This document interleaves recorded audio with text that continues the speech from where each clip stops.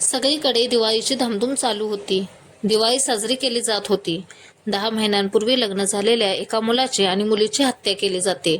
ही हत्या कोणी व का केली हेच आपण आज पाहणार आहोत. एका मुलाचे आपल्याच गावातील एका मुलीशी अवैध संबंध होते आणि ह्या गोष्टीला घेऊन घरातील लोक नाराज होते. त्यांचा या संबंधांना विरोध होता. घरच्या लोकांनी विचार केला की जर त्याचं एखाद्या सुंदर मुलीशी लग्न झालं तर कदाचित तो त्या मुलीचा पाठलाग सोडील, तिला विसरून जाईल. कुटुंबातील लोक सुंदर मुलीच्या शोधात होते आणि जानेवारी 2024 मध्ये त्या मुलाचं एका सुंदर मुलीशी लग्न होतं. कुटुंबातील लोकांना आता हायसं वाटतं. त्यांना असं वाटतं की आता सर्व काही सुरळीत होईल, पण वास्तव काही वेगळंच होतं. त्याच्या घरच्यांना जे वाटत होतं तसं नव्हतं. त्या मुलाचे लग्नानंतरही त्या मुलीशी अवैध संबंध चालू होतेच. तो तिच्यासोबत रिलेशनशिपमध्ये होता. ते त्या मुलाचा पाठलाग करतात तेव्हा तो त्या मुलीला भेटायला गेलेला दिसतो. आता घरचे ठरवतात की ते त्यांच्या सुनेला जे सत्य आहे, त्या मुलाचे गावातील मुलीशी जे संबंध आहेत ते सांगणार आणि ते सुनेला तसं सांगतातही.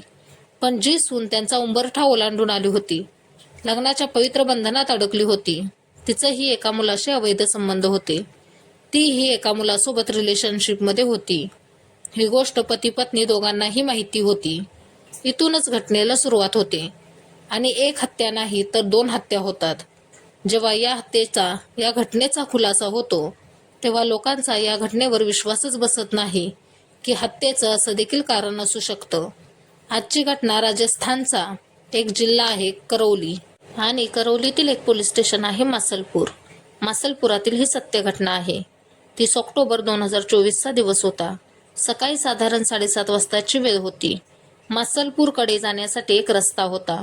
तेथून भोजपरपर्यंत साधारण 1 किंवा 1.5 किलोमीटरपर्यंत दूर जंगलामध्ये एक सेंट्रो कार उभी होती.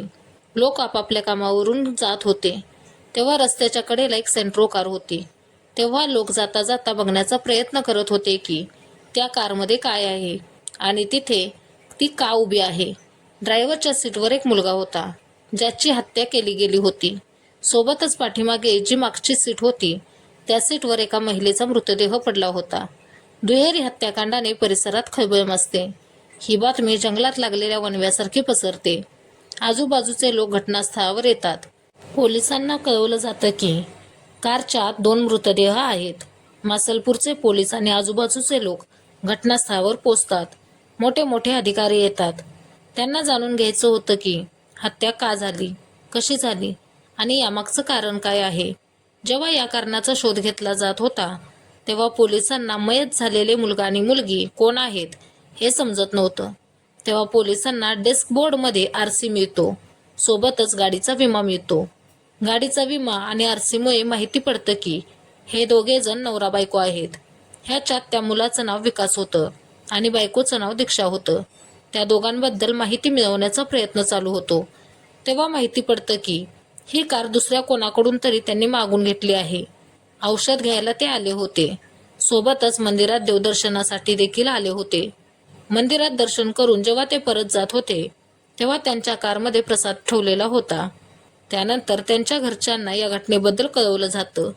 घरचे राहत होते उत्तर प्रदेशमधील जिल्हा आग्राचं एक पोलीस स्टेशन होतं अजमेरा आणि अजमेराचे एक गाव आहे सांधा. सांधा या गावात त्या मुलाच्या घरी या घटनेची माहिती कळवली जाते. तेव्हा जितेंद्र सिंग घटनास्थळी येतात. घटनास्थळावर आल्यानंतर पोलिसांजवळ तक्रार नोंदवतात. FIR दाखल केली जाते. पोलिसांनी दोन्ही मृतदेहांना पोस्टमॉर्टमसाठी पाठवलं. पोस्टमॉर्टम रिपोर्ट आल्यानंतर माहिती पडतं की मुलाला 2 गोळ्या मारल्या गेल्या होत्या, मुलीला 1 गोळी. आता पोलिसांना ही हत्या कोणी केली व का केली याचा शोध घ्यायचा होता. पोलीस शोध घ्यायला सुरुवात करतात. सोबतच पोलिसांना कारच्या आत जो प्रसाद ठेवला होता त्यावरून माहिती पडतं की कैलादेवीचे दर्शन घ्यायला ते गेले होते. त्यांच्याजवळ मोबाईल होते. त्या मोबाईलवर त्यांनी फोटो काढले होते आणि ते फोटो व्हॉट्सअपवरून दुसऱ्यांना पाठवले गेले होते. त्या फोटोंवरून समजत होतं की ते कैलादेवीच्या मंदिरात गेले होते. घटनास्थळावरून कैलादेवीपर्यंत जवळजवळ 300 CCTV कॅमेरे होते. त्या कॅमेऱ्यांना चेक करायला सुरुवात होते. हे शोधण्याचा प्रयत्न चालू होतो की हे कुठून कुठून गेलेत. कोणत्या कोणत्या रस्त्याने गेले आहेत. 300 कॅमेरे चेक केल्यानंतर माहिती पडतं की कैलादेवीचं ज्यावेळी हे दोघे नवरा बायको दर्शन करायला गेले होते तेव्हा एक माणूस त्यांच्यासोबत होता. त्या माणसाचा जेव्हा CCTVतून फोटो घेतला जातो तेव्हा माहिती पडतं की हा माणूस ब्रिक गाव होतं, थाना कुरारी, जिल्हा धुळपूर, राजस्थानचा राहणारा होता. त्याचं नाव चमन खान होतं. चमन खान ही त्यांच्यासोबत दर्शन करत होता. गाडी इकडे तिकडे घेऊन फिरत होता. जेव्हा कुटुंबियांना विचारलं जातं की हा चमन खान कोण आहे तेव्हा माहिती पडतं की चमन खान हा रामवरण नावाच्या माणसाचा नोकर होता. रामवरण ही त्याच गावातील होता ज्या गावातील चमन खान होता. तोही ब्रिक गाव, थाना कुरारी, जिल्हा धुळपूर, राजस्थानचाच राहणारा होता. दोघे एकाच गावातील होते. जो मयत झालेला तरुण होता विकास, त्याचा सख्खा मामा रामवरण होता. रामवरणला पोलीस ताब्यात घेतात. सोबतच त्याच्या नोकराला चमन खानलाही ताब्यात घेतात.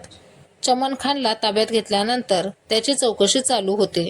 तेव्हा सुरुवातीला तर तो उलटसुलट उत्तरे देतो, पण पोलिसांनी पोलिसी खाक्या दाखवताच चमनलाल रामवरण राजपूतचं म्हणजे विकासच्या मामाचं नाव घेतो. रामवरणचं नाव घेतल्यानंतर रामवरण आपल्या सख्या बहिणीचं नाव घेतो. रामवरणच्या बहिणीचं नाव ललिता उर्फ लालो होतं. ललिता उर्फ लालोला 31 ऑक्टोबर 2024ला अटक केली जाते. तिला सक्तीने विचारलं असता आश्चर्य देणारा खुलासा होतो. खरं तर 10 महिन्यांपूर्वी म्हणजे जानेवारी 2024ला विकासचं दीक्षासोबत लग्न झालं होतं. विकासचं वय 23 वर्ष तर दीक्षाचं वय 18 वर्ष होतं. त्यांचं लग्न ह्यासाठी केलं गेलं होतं की विकासचं गावातील एका मुलीसोबत अवैध संबंध होते आणि आईला ही गोष्ट जेव्हा माहिती पडते तेव्हा विकासची आई ललिताने त्याला खूप समजावण्याचा प्रयत्न केला की तू ज्याप्रमाणे वागतो आहेस त्यामुळे आपली गावात इज्जत जात आहे, आपली बदनामी होत आहे. तू हे जे वागतो आहेस, करतो आहेस हे काही बरोबर नाही. तेव्हा आईच्या डोक्यात एक कल्पना येते की विकाससाठी सुंदर मुलगी बघितली तर तो त्या मुलीला विसरून जाईल. सून घरात आल्यानंतर मुलाचं मन सुनेमध्ये रमेल आणि त्यांचा सुखी संसार चालू होईल. तो त्या मुलीला पूर्णपणे विसरून जाईल. कुटुंबातील लोक एक मुलगी शोधतात जिचं नाव दीक्षा होतं. दीक्षा आणि विकासचं लग्न होतं. दोघं सोबत तर राहत होते पण त्या दोघांचंही बाहेर वेगवेगळ्या लोकांशी अवैध संबंध होते. दीक्षाचंही बाहेर अफेअर होतं आणि विकासचंही. त्या दोघांना एकमेकांबद्दल सर्व माहिती होती. आईने जे स्वप्न बघितलं होतं की सून आल्यानंतर मुलगा सुधारेल, पण ज्या सुनेकडून ललिताने अपेक्षा ठेवली होती त्याच सुनेने आपल्या प्रेमासोबत घरात प्रवेश केला होता. ललिताची सर्व स्वप्ने भंग झाली होती. ललिताला जेव्हा दोघांच्या वागण्याबद्दल, दोघांच्या अफेअरबद्दल समजतं तेव्हा तिला धक्काच बसतो. ती दोघांनाही सतत सांगत होती, समजावत होती. आईने त्या दोघांना खूप वेळा वेगवेगळ्या मुलाशी आणि मुलीशी शारीरिक संबंध ठेवताना स्वतःच्या डोळ्याने बघितलं होतं. आईने खूप समजावल्यानंतरही ते जेव्हा ऐकायला तयार नव्हते तेव्हा आईने आपल्या भावाला रामवरणला सर्व सांगितलं. त्याला सांगितलं की या दोघांना कायमचं संपवावं लागेल. त्या दोघांचं असं वागणं जर गावात समजलं, समाजाला समजलं तर गावात खूप बदनामी होईल, गावात राहणं खूप कठीण होऊन जाईल. तेव्हा आईने आपल्या भावासोबत मिळून प्लॅन केला की त्या प्लॅनमध्ये असं ठरलं की कोणत्या तरी नदीत किंवा तलावात त्यांना डुबवून मारूया. ते मेल्यानंतर कोणाला काहीही माहिती पडणार नाही. सोबतच त्यांचा हा प्लॅनही ठरतो की त्यांचा आपण ॲक्सिडेंट करूया आणि ॲक्सिडेंट केल्यानंतर त्यांना मारूया. ॲक्सिडेंटचा प्लॅन फेल होतो. सोबतच केलेला पाण्यात डुबवून मारण्याचा प्लॅनही फेल होतो. आता दरम्यान मामा एक सेंट्रो गाडी घेतो आणि गाडी घेण्यामागे मामाचा म्हणजे रामवरणचा हा उद्देश होता की गाडी चालवायला विकासला शिकवायचं, त्याचा रोडवर ॲक्सिडेंट करायचा. हा प्लॅन ठरल्यानंतर घटनेच्या अगोदर साधारण 4 ते 5 दिवस आधी चमन खान हा नोकर होता रामवरणचा. चमन खानला आग्र्यातील अजमेरा गावातील सांदामध्ये पाठवलं जातं. तिथं पाठवल्यानंतर तो काही दिवस तिथं राहतो आणि 29 ऑक्टोबर 2024ला ते औषध घेण्यासाठी जातात. सोबतच ते ठरवतात की कैलादेवीच्या दर्शनालाही जाऊ. चमन खान सोबत जातो. दर्शन घेतलं जातं. त्यांचं प्लॅनिंग हे होतं की ते उशिरा परत येणार. मासलपूर पोलीस स्टेशनपासून ते पुढे येतात तेव्हा रस्त्यात एक गाव होतं भोजपूर. भोजपूर येण्या अगोदर 2 ते 2.5 किलोमीटर अंतर राहिलं असतानाच गाडीला थांबवलं जातं. चमन खान गाडी चालवत होता. तो गाडीतून उतरतो आणि विकासला म्हणतो की तू स्वतः गाडी चालव. चमन खान ड्रायव्हरच्या सीटच्या बाजूला बसतो. इथं हा प्लॅन केलेला असतो की ड्रायव्हरच्या सीटवर विकास बसल्यावर त्याला गोळी झाडायची, पण तो मारू शकत नाही. त्यामुळे मामा रामवरण पहिलंच घटनास्थळावर हजर होते, कारण त्यांना लोकेशन पाठवलं जात होतं. मामा जेव्हा घटनास्थळावर असतात तेव्हा एक गोळी विकासच्या बायकोला मारतात. 2 गोळ्या भाच्याला म्हणजे विकासला मारतात. गोळ्या झाडून ते तिथून आरामात पळून जातात. हा विचार करून की ते कधीही पकडले जाणार नाहीत. पण पोलिसांनी या घटनेचा 24 तासात खुलासा केला. पोलिसांनी अवघ्या 24 तासातच हे देखील माहिती करून घेतलं की हत्येचं कारण काय आहे. ललिता उर्फ लालूनं म्हणजे विकासच्या आईनं हे कबूल केलं होतं की तिने हे दुहेरी हत्याकांड घडवून आणलं, कारण विकासचं गावातील एका मुलीशी अवैध संबंध होते. ती जाणून बुजून एका सुंदर मुलीला विकासच्या आयुष्यात आणते. तिला असं वाटतं की चांगली सुंदर सून आणल्यानंतर तरी तो सुधारेल, त्या मुलीचा पाठलाग सोडेल, त्याचं घरात मन लागेल. पण जी सून ललिताने करून आणली होती तिचे देखील अवैध संबंध होते. दोघांना एकमेकांच्या नात्याबद्दल माहिती होतं. ते आपापल्या मर्जीने जुन्या प्रेमाच्या नादात अवैध संबंध प्रस्थापित करत होते. आईला ही गोष्ट बिलकुल सहन होत नव्हती आणि आईने आपल्या मुलाचा आणि सुनेचा भावासोबत आणि त्याच्या नोकरासोबत मिळून हत्येचा कट रचला. दुहेरी हत्याकांड घडवून आणलं. पोलिसांनी या घटनेचा खुलासा केला. तिघांना अटक केली आणि जेलमध्ये पाठवलं. जेव्हा या घटनेचा खुलासा होतो तेव्हा राजस्थानमध्येच नाही तर उत्तर प्रदेशातील आग्र्यातही खळबळ माजली होती. लोक विचार करू लागतात की ललिता नावाची एक महिला स्वतःच्याच मुलाचा जीव कसा काय घेऊ शकते. अधिक तपास चालू आहे. ही घटना सांगताना कोणालाही दुखावण्याचा किंवा त्रास देण्याचा हेतू नाही, तर तुम्हाला जागरूक करणं आणि सतर्क करणं हाच यामागचा उद्देश आहे.